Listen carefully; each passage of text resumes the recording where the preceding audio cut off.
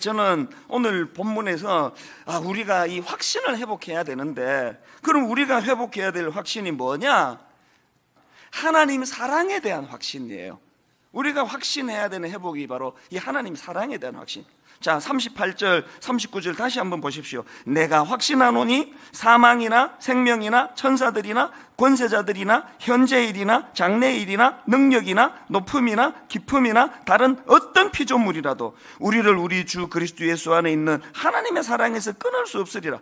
자, 저 구절도 마찬가지예요. 여러분, 지금 바울이 말하고 싶은 거는 내가 확신하노니, 그리고 중간 다 생략하고 우리를 우리 주 그리스도 예수 안에 있는 하나님의 사랑에서 끊을 수 없으리라, 이러면은 다 되는 거거든요. 또 선명하게 말하고자 하는 걸 볼 수 있는데, 중간에다가 막 사망이라로 시작되는 말, 이걸 왜 이렇게 길게 여기다 열거했을까요?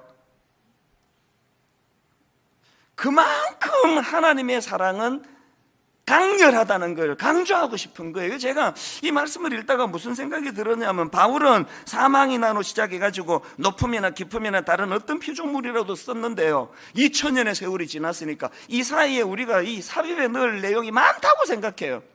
여러분, 살아가면서 견고한 하나님의 사랑에 감격이 있어가지고 여기 바울이 사망이나 생명이나 천사들이나 권세자들이나 쭉 한 거 외에 여러분이 겪었던 이 내용을 여기 집어넣어야 될 내용이 많이 나와야 된다는 그 이야기입니다. 이 하나님 사랑에 대한 이 확고한 확신이 회복되지 않는 한 우리 죽을 때까지 끌려다닐 그 세상 환경에, 상황에, 나 괴롭히는 어떤 그 못된 사람 때문에 그렇게 끌려다닐 것이냐, 하나님 사랑에 대한 확신을 회복할 것이냐, 이것이 문제로다. 인생은 그런 거예요. 자, 그러면 본문에서 바울이 이토록 하나님의 사랑에 대한 확고한 확신이 있었는데요, 제가 보니까 바울이 가졌던 하나님 사랑에 대한 확신은 그 안에 두 가지 재료, 두 가지 요소가 담겨져 있는데, 하나는 뭐냐 하니까 자기 인생을 주도해 주시는 하나님의 주도하심에 대한 확신이 내포되어 있다는 겁니다. 빌립보서 1장 6절에 너희 안에서 착한 일을 시작하시니가, 바울 안에 그 하나님 사랑에 대한 확신에는 하나님의 이 주도하심, 자기가 애쓰고 개가 천선하고 도 닦아가지고 그 사랑의 사도가 된 게 아니거든요. 자기는 그냥 울분의 화신이었어요. 분노가 많았습니다. 그 다메섹으로 갈 때도 뭐 깨달은 거 없습니다.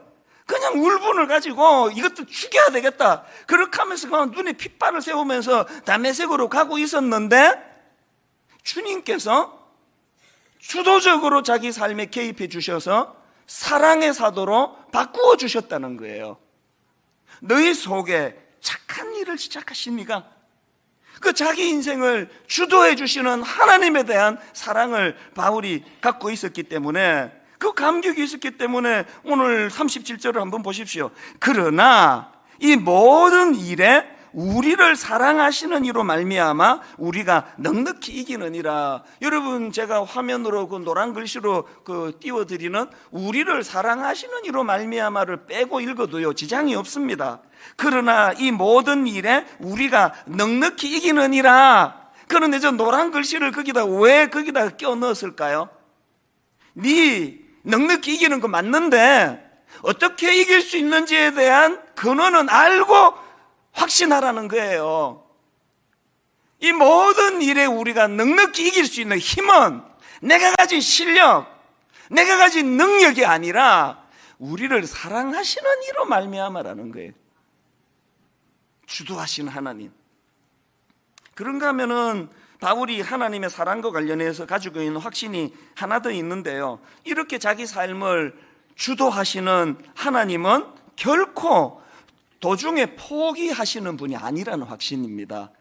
빌립보서 1장 6절이 바로 그 얘기 아닙니까? 너희 안에서 착한 일을 시작하신 이가 그리스도 예수의 날까지 이루실 줄을 우리가 확신하노라.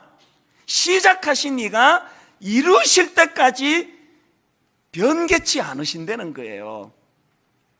여러분, 이런 확신을 갖고 살면은요 안달복달하는 게 많이 줄어요. 현실적으로는 이게 망한 것 같은데 막 이게 끝났다 싶은데 그럼에도 불구하고 이 빌립보서 1장 6절에서 착한 일을 시작하신 이가 그리스도 예수의 날까지 완성, 이루어 주시는 그날까지 함께 하실 거라는 확신을 갖고 있으면요, 안달복달 하다가도 금방금방 정신이 차려져요. 그리고 또 이런 확신이 있으면은 그 남은 인생에 대한 그 기대감이 생기는 거예요. 저는 지금 50대 중반인데 아마 60대에 제가 너무 기대가 돼요.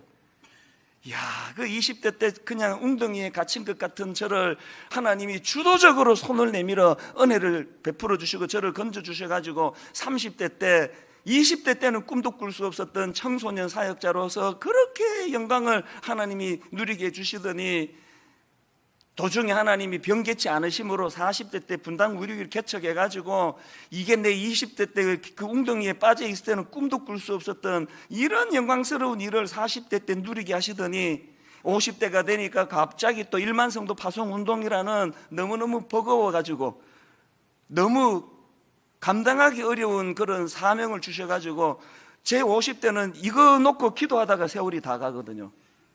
이제 60대가 되면은 가평 우리 마을이 이제 오픈이 되고 이제 제가 70대가 되면은 제 인생이 어떻게 되고 막 너무 기대가 돼요. 저는 늘 그 꿈을 꾸어요. 저는요, 내 인생의 목표는 한국 교회를 대표하는 유명한 목사가 되는 게 아니고요, 내 인생의 꿈은 좋은 할아버지가 되는 거예요.